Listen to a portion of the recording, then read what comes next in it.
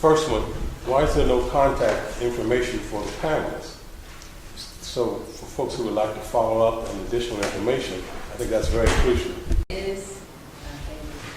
That is in Louisa, and so we are working on it. We do seem to have a problem with the media actually covering it for us. Every year I have been involved in holding on the anniversary of Fukushima, a demonstration at Dominion headquarters downtown. But it's like everything, it's just trying to get the media's attention. We will be putting out a press release in the next few days prior to the General Assembly coming up, talking about North Anna Unit 3, and also, like I said, going further into trying to get people on board. I mean, that's why a lot of these issues have to be done grassroots, one-on-one, and people passing on the information, because major media ignores us. And if you write to the paper, they don't print it. I mean, you'll notice in the last few times North Anna's been offline, I was screaming for 9 days, why is North Anna Unit 1 offline, just 2 weeks ago? And then finally the paper prints something and says, oh, well, it's coming back online. I said, wait a minute, y'all never told us it was off. So I'm just saying the newspaper and the TV, they really do ignore us. And so this is definitely a grassroots movement, and we're going to have to share with our neighbors, with our friends, and get all on board to let our legislators know, but also Dominion. But yeah, we are planning things. Please do. If you do Facebook, we will have a website you'll be able to go to as well to give you more information.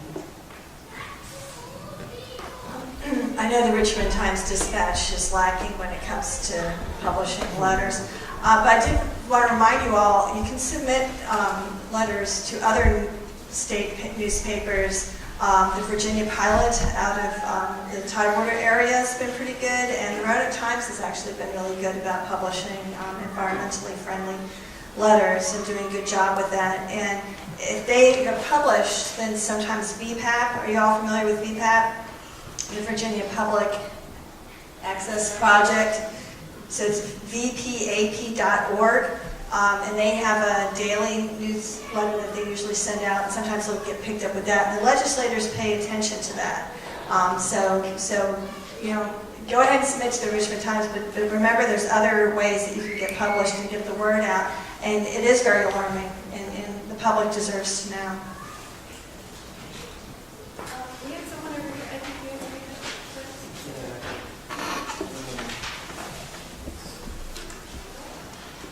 I have a kind of a strange question, but is there a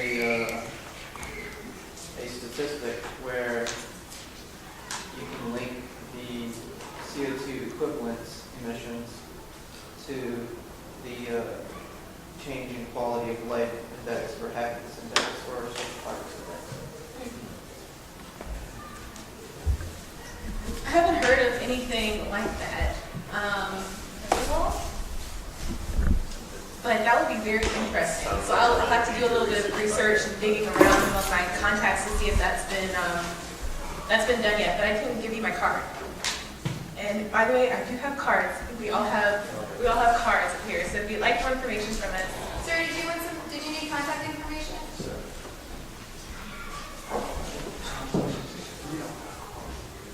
Do you have cards up here? Yeah, and then first.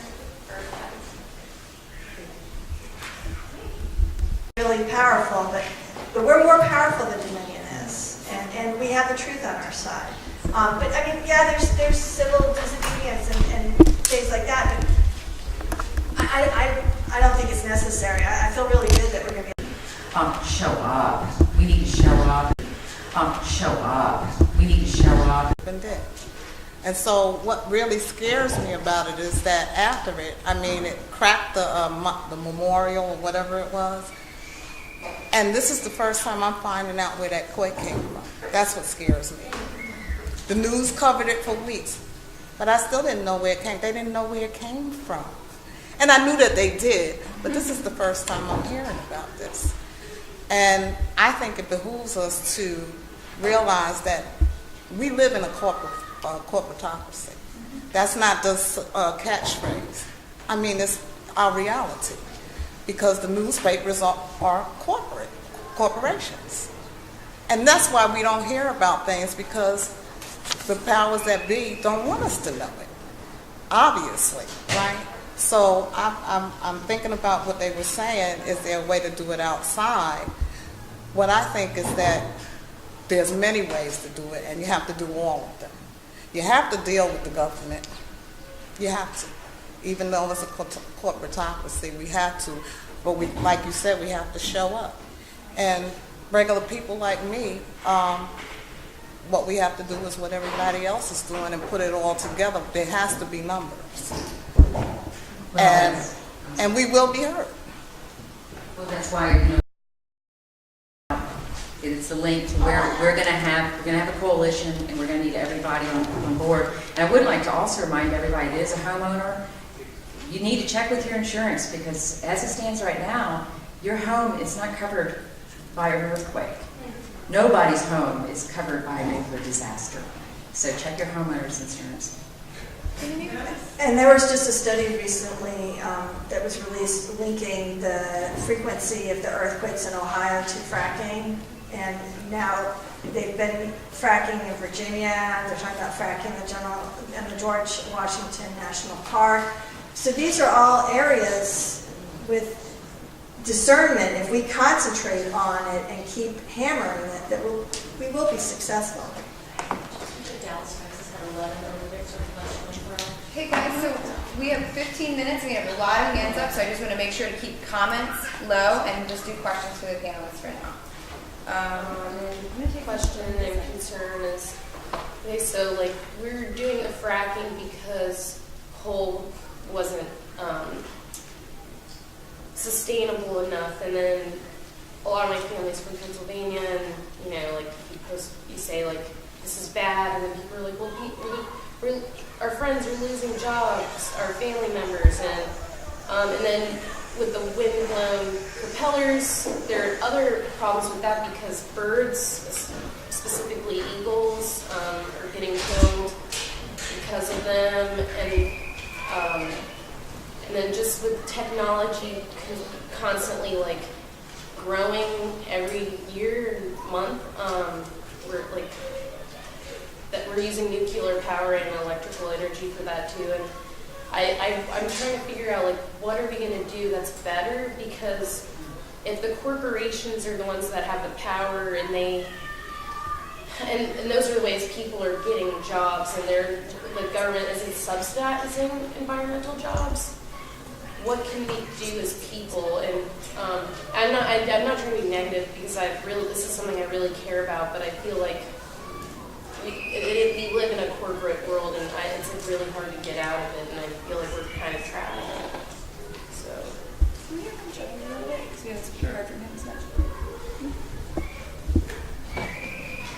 I think you mentioned, some of the downsides of clean energy, and I think I would caution when you start hearing a lot of those talking points about birds being killed and some of the unfortunate consequences of that, to think big picture.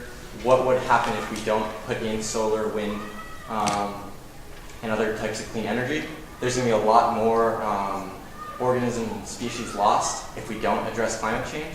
And so a lot of those talking points get put up by the fossil fuel industry purposely to move our angle, to try to confuse us, to try to delay the adoption of renewables. And so I think we have to stay strong on renewables, and those will be a solution, and it's our only option at this point. And I think it's just really a matter of staying strong with the away from the fossil fuels and for renewables, and don't back down to pressure when that stuff kind of comes up. Sure. I'd like to add something to that, and something I didn't have a chance to address in my introduction.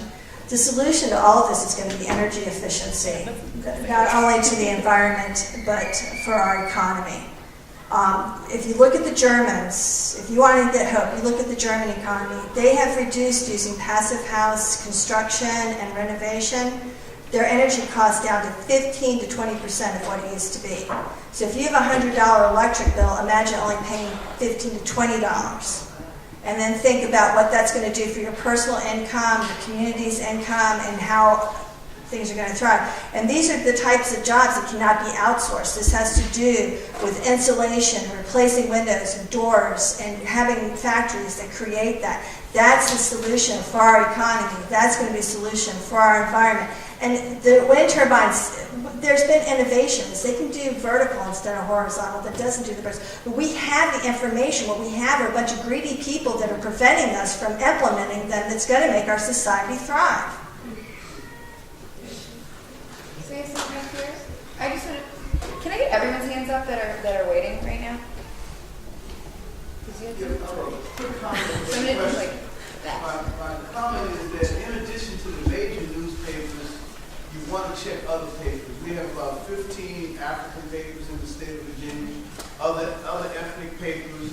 The weeklies are growing by the dailies are dying, so you want to try the weeklies and some of the alternative papers. That's just the papers, talk shows and so forth. But my question is this: how much, that's for anybody, how much organizing is being done in rural areas in terms of, where we have farms and so forth with climate change or how much organizing is being done? What kind of support do we have in those parts of the state?